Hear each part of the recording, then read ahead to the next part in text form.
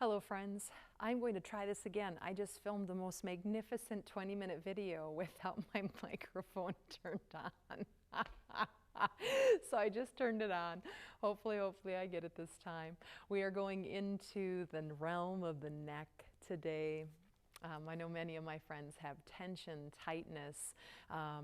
They have literally going to a chiropractor to deal with impingement and pinching of nerves and various things, numbness that runs down the arms.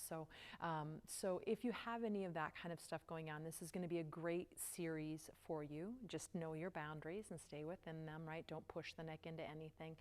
But if you don't have neck issues, this would still be a really great thing for you to do so that you don't hopefully ever have them, right?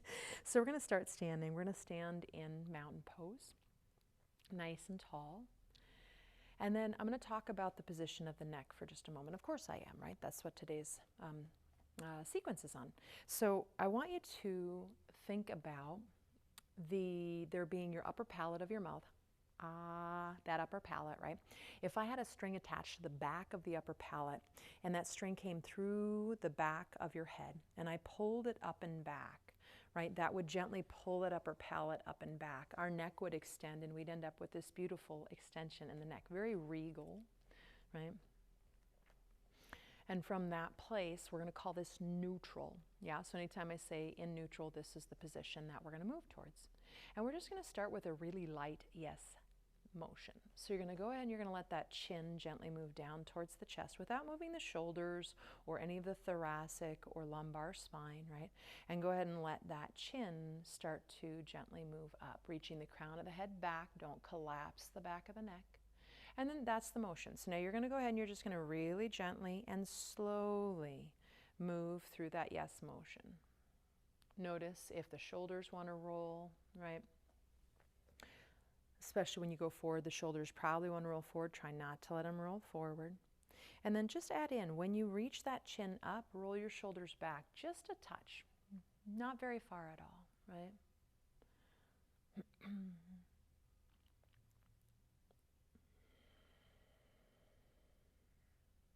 And then go ahead and come back to center, to neutral. And again, that upper palate, think of that today, move that upper palate up and back. And now we're going to go into the no, we're going to be negative. So let your chin move to the right, find the breath. You'll inhale back to center and you're going to exhale to the left. Yeah, so that's the pattern. So now find your rhythm, but definitely move slower and work with the breath. It's all about the mindfulness that we're doing here, right? And we don't want all the muscles to get grippy, so if we move slower, they tend not to grip and to overwork. So now one thing I want to point out is that for most people, when they reach the edge with their kind of chin and the actual neck, right, they'll reach the top of the head over. So try to keep your chin pretty parallel to the ground and think of the chin leading and the rest of the head just being on that journey, if that makes sense. If anything I say doesn't make sense today, don't even think twice about it. So the next time you're over to the right, stay over there. Take your left fingertips, slide your left fingertips down. They don't move far, right? My spine doesn't move, but I pull that shoulder down and I stretch a little more through the back side of the neck. Now release the pressure with the left hand. Bring your right hand up to the left side of the forehead, elbow out wide. And then from there, I want you to gently push the head into the hands. So we're trying to activate a couple of the muscles in the left side of that neck, gently. I'd say 25%.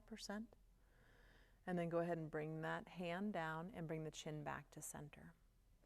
Upper palate up and back. Turn using the chin, not the top of the head. Pause when you're at that edge, right? And by edge, I don't mean extreme. Go ahead and reach the right fingertips down, and this is the first part of the stretch. Maybe I stretch a little through that back side of the neck. Release that pressure. Left hand's going to come to the outer right forehead, elbow wide, and I'm going to really gently push my head into my hand to activate the sternocleidomastoid. And release that down, and go ahead and come back through center to your neutral. Now we're going to let our ears move from side to side. So my nose stays forward the whole time, and I let my right ear move to my right shoulder. I inhale up. And with my exhale, I'll let my left ear move to my left shoulder. So that's the pattern you're going to keep doing, and I'll talk little bits and pieces of refinement. Don't let your shoulders come up to your ears, right? It's not a telephone headset. We're trying to keep the shoulders very neutral and the rest of the spine very neutral. Every time I move, I think of elongation and keeping the elongation as much as I can, so that as I move through that lateral movement, I'm not pinching and bearing down on the side of the inside of the neck, right? Or any nerves or veins or arteries that run through there. The next time that I'm over to the right, we're going to pause and we'll meet there. No rush to get there. I'm going to slide my left fingertips down to the ground, taking a breath there. Release that pressure. Bring the right hand up to that outer left side, the top of the head. What's the top of the head right now, right? And again, I'm just going to gently push my head. I'm not pulling my head down. I'm pushing my head up into that hand, lengthening the scalenes. Release the hand, bring the head up, elongate, upper palate up and back, and then come over, left ear towards left shoulder. First part is I reach my right fingertips down. And if even that feels extreme, don't do that piece. Just let the head come over as far as it can. You might even put a hand there and support it, right? Release the pressure. Now my left hand comes up on the outer right side of my head, and I don't pull down, but I push my head up into my hands to stretch and strengthen at the same time my scalenes. Bring that hand down, bring that head back up. You're going to bring your two fingers on the chin, right? Take an inhale with an exhale. You're going to push that chin straight back. Inhale and neutral, and that's the motion, right? So now exhale, you're going to keep doing that, and I'll mention some refinements. Again, I'm trying not to move my shoulders or the rest of my spine. I'm trying not to push my chin down or up, but rather straight back. And then you can keep doing it with that, but I'm starting with that so you really feel that chin moving straight back. I find it a little nicer to bring my crux of my hand on beneath my lower lip and between the bottom of the chin, right? And I use that to push back. And then also it's helpful with the next place we're going to go. So when you push straight back, my hand is now providing a wall. My hand does not move, but I'm going to lift my chin up into my hand and get even a little more extension and turn on those muscles in the back of my neck and my upper back. And go ahead and release the pressure of the hand, bring the head back to neutral. So we just did some active stretches. You can break these apart and do them throughout the day. You can do them all at once. You can do this video anytime. But I think that when you do those things gently throughout the day, especially if you're working on screens or driving a lot, those kinds of things, boy, oh boy, can it be helpful so it never gets so crazy tight to begin with. Now we're going to go into a passive section. So you want a blanket that's fairly firm, right? And you're going to roll a pretty big roll. We want it to be a fairly big roll, about like that, yeah? And just have that towards the back of your mat. And then you want to have a loop, right? If you have the D-ring, you're going to take that strap, and you can always hit pause and find something. And if you don't have a yoga strap, just buy one. They're like $12 or something, right? And there's so many things you can do with straps. And especially if you take my classes regularly, you know I work with straps quite a lot, right? And we do need the closed loop for this particular piece. And it's amazing. So first of all, I'm just going to have that strap near me, right? And I'm going to start to lower down. And I want my shoulders to be squarely on the earth, right? And then I'm going to bring that blanket and I'm going to lift my head and I'm going to try to bring that blanket in right up to where my C7, the very bottom of my neck spine is.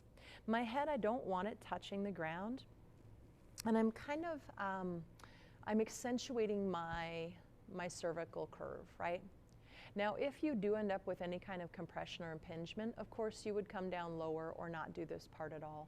But for many of us, this helps us find our neck curve, and there's just enough weight of that skull, that 13-pound bowling ball, to really gently move back down towards the ground and provide potentially a little traction in those very upper vertebrae, right? So we're just being passive. Close your eyes. And I'm wearing the mic a little away from my mouth, but kind of by it just because my head's in so many different positions. So I'm apologize if I'm getting muffled or muted at any point in time. So I did a lot of this work to help with my spine. I had a reverse cervical curve, 3 degrees the quote wrong way. Yeah. Now it's at 0 degrees. It's taken a lot of neck work practices and so many things. But this, I think, is one of the main things that helped me start to move out of that reverse cervical curve, is this work with a bolster on my neck. Now I'm going to go ahead and I'm going to take that strap and I'm going to put the strap around my right foot. And if you just craned your neck to look at me, that's one of the reasons your neck probably gives you grief, right? As you're constantly working those muscles like the dickens to see things. Put your hands behind your head if you need to look at me, otherwise follow my voice. I'm going to put that strap in my hands, or watch it first and then do it, right? And I'm going to go ahead and I'm going to lift my head up and I'm going to put that strap around my skull and figure out where on the back of my skull it feels like I am completely supported. I'm about midway through for mine personally. The right knee can be bent if you have a tight hamstring. You know, don't worry about that at all. It's not a big deal. And then from there, this is where I'm going to move my mic just a little bit. And then from there, right, I'm going to gently use my right foot. I can use the weight of it. Hopefully I don't have to use a lot of musculature in my right leg, but I'm just going to go ahead and I'm going to let my right leg hold, or right or left, it doesn't matter. I'm going to let my leg hold my head here. Now you could be a little closer down to your blanket if it feels intense, right? Maybe you can move that foot a little forward and you can let that head lift up a little bit, but keep your chest heavy, keep your shoulders heavy, and let that head lay in the hammock of the strap. And try to let this be as passive as you can. I'm going to take my eyeglasses off. We're going to go ahead and we're going to grab the strap, and I want you to keep the setup, but you're going to turn your head to the right, and you're going to set it back down in the strap with the head turned to the right. My head is away from the microphone. Hopefully you can still hear my voice okay. Same deal. Pardon me. I let my leg do the work, and I let my head lay in the hammock. And for some of us, this feels like plenty, and we're feeling a stretch in the left side of the neck. For some of us, we can play with moving the foot, you know, a little over to the right, a little forward. We can kind of move that foot around a little bit, gently pulling the neck in. And then when you find that, quote, sweet spot, you're going to pause and take a breath there. You know, today, different days, different things. This is not what you're trying to go for, but I just tell you my observations that you can kind of tune in, right?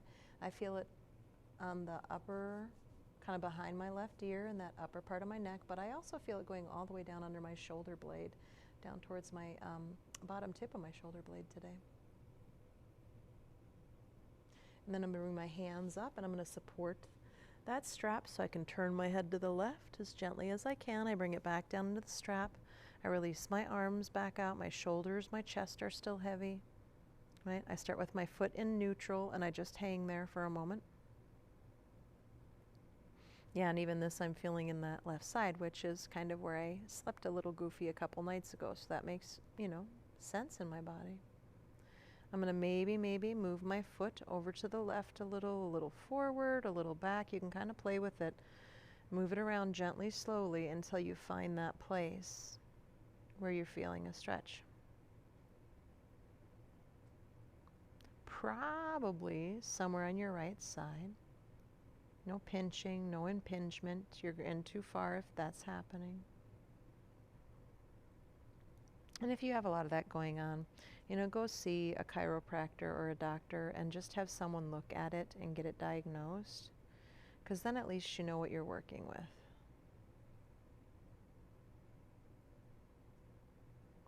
Bring the foot back to center, bring the hands onto the strap.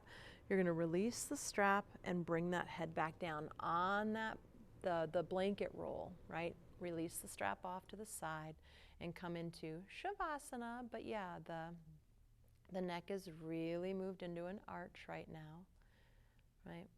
As we're on this blanket, let the head feel like it's a meteorite. I just picked up a meteorite yesterday. They're so heavy. All, iron and zinc and lead, I think he said. But besides that point, If you had a really heavy head and the crown of the head was just like slowly dropping down towards the ground, would it gently lengthen your neck?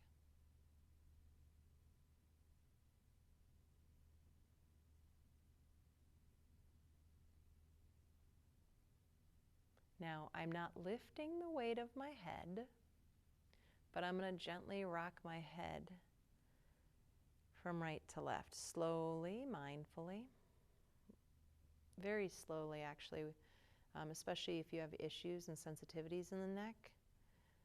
One, you don't want to roll into a pinch, right? Hopefully you can feel any kind of, impingement if it was going to happen before it would happen, and prevent it. And then also, if you move really slowly here and rock, you might even get a crack or two, a release of that vata, that air and ether energy in the neck. As long as it's not painful, that cracking can be a good thing. And then come back to center. Now we're going to go ahead and bring our hands behind our head and lift it up a little bit. Move the blanket out of there. But I'd like you to move the blanket back in, but at a lower level.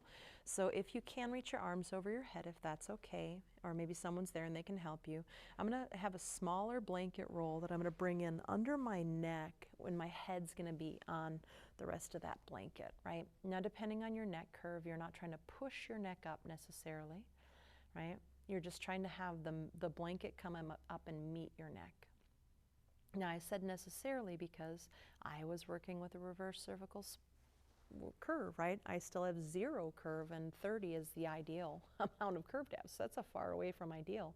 So I make my blanket roll just a little bigger, and I try to gently push the neck into a curve so that I can start to move towards, maybe potentially one day I'll start to have a natural curve in my neck. Maybe not.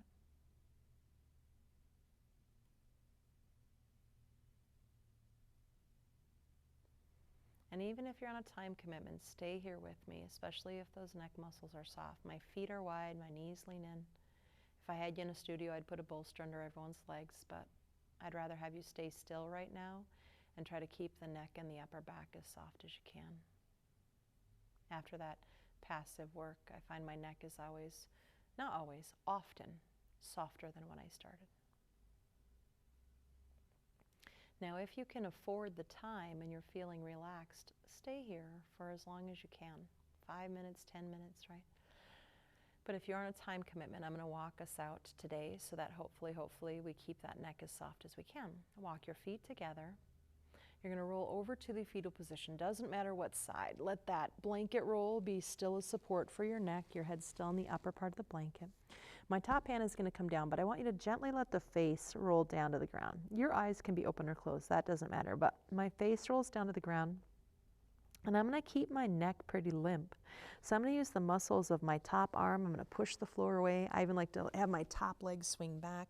My bottom hand comes in when it can, or forearm, and I'm still having my head kind of turned down towards the ground, and the very last thing I engage is my head and my neck muscles. You can sit up on a chair, you can kneel in Vajrasana, you can sit in Sukhasana. Just a moment. And one more time, when you find that sitting posture, I'd like you to think of that upper palate. If I had that string from your upper palate through the crown of your head and I lifted it up and back, what would that do to the rest of the spine? The neck spine specifically, and then the rest of the spine. Bring the hands together at the heart. Inhale. Exhale, bowing the head in, taking just a moment of gratitude. Lift that chin back up, bring those hands back down, open the eyes. Namaste, friends. So, namaste, you can even check into that, right? And little dip probably feels okay with the neck, but you don't have to make it this big motion if that's not what's right for your neck today or ever. Take care of yourself. Namaste.